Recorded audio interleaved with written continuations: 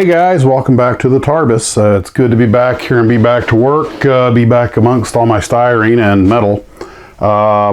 Working on the rear end of the Caterham. Got that far today. This is some pretty complex stuff in here. A lot of springs, moving parts. Unfortunately, they only give you one of a couple of really teeny tiny parts like pins and stuff that I managed to drop, and they're never going to be recovered. So I had to fabricate a few parts, but I got it all working. And the front end works. It goes back and forth despite a little bit of breakage that I had that I tried to repair. This is getting really complicated. We're getting into parts now where its access is getting more difficult as the car goes together. More and more stuff is in the way, and I haven't even gotten started on the engine yet. So the car is proceeding. I made good headway today, but I spent probably an hour or 2 hours just trying to finish up the front end because there's so many attempts with those tiny microscopic little screws, and just that little magnetic screwdriver certainly makes it possible, but it just the slightest brush, thing falls off, and you're trying again. And with these big knuckles, I'm trying to get into places that you just can't get the angle to get the screw to bite. And you have to read the instructions carefully. I made things a little harder on myself than I had to because I was trying to get these screws into place, not realizing that it's these two screws up front that were the main two that were difficult because they go in from up in here and from behind. And with these big knuckles, I just couldn't get in there. But then I realized everything kept moving around. But then I realized that this arm is this big one-piece arm fits into these two braces on the strut. And that kind of holds it in place. Oh, once I did that, then the thing would sort of stay in place where I could work with it a little bit. But I got one of the screws in. The other one was kind of iffy, and to be honest, since it's plastic on plastic, I just gave up and used glue. But everything still works. So, about the live stream, I found out why it wasn't showing in a lot of places. Apparently, when I used that karaoke version of Radar Love by Golden Earring, it was, even though it was a karaoke version, normally I use karaoke versions to avoid copyright issues, but it was fully copyrighted, and they had a block on there with YouTube.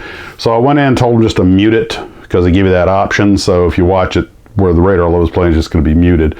I meant to hit replacement music, but it doesn't matter. But anyway, hopefully, if it hasn't already, when that processes, then it'll go back up and you'll be able to see it. But that's one of the problems you run into when you make videos. If you try to use I try to use covers of music for just this reason. Not the first time I've had one blocked. I thought about taking it down and recutting it, but it's a live stream, so I can't really take it down. It's not like it sits resident on my computer. Doesn't matter. Anyway, didn't really get to the DC3 today. We had a lot going on today. I didn't get out to the Tarbus till late. It's already after dark, and it's Christmas card writing night, so I'm going to be going in here just a little bit. Plus, I spilled a little of the Tamiya glue on the table here, and it hit right through the little rubber. I was like, ooh, that stuff really does bond. So I'm getting a few too many fumes. And the cooler time of year, of course, hot time of year, have the door closed for the air conditioning. Right now is the time of year I can keep the door open, which is nice. So I can vent because it's cool outside, but not cold. It's before long it'll be that time of year where I'll have to close the door and run my little heater, which I pulled out. So anyway, not a lot to report tonight.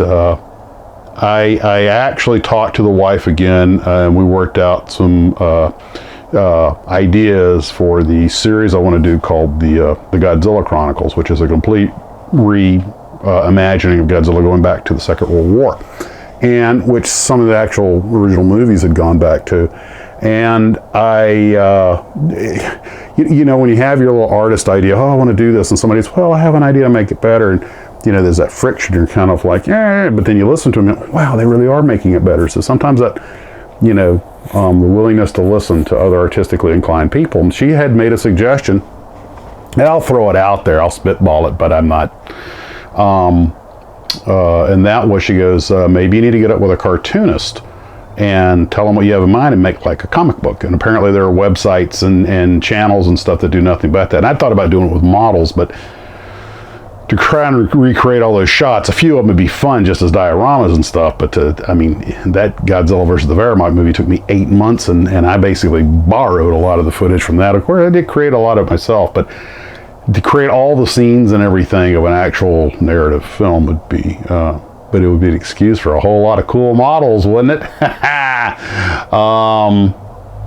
And this whole thing kind of came out of the idea of, I wonder what a Corsair would look like in Japanese markings, and what excuse could I make for that? That's kind of what triggered the idea for sometime down the road when we do the alternate history build. And I don't know, I just think a lot of airplanes look cool in Japanese markings, you know. But anyway, that's me and my meanness. So guys, that's pretty much it for tonight. Hope you're having a wonderful evening. Hope your builds are going well. A few more pictures are trickling in. Ken, I'm still waiting for you to send me those scans so I can make you the decals for that bow mark. Guys, take care of yourselves, and as always, model on.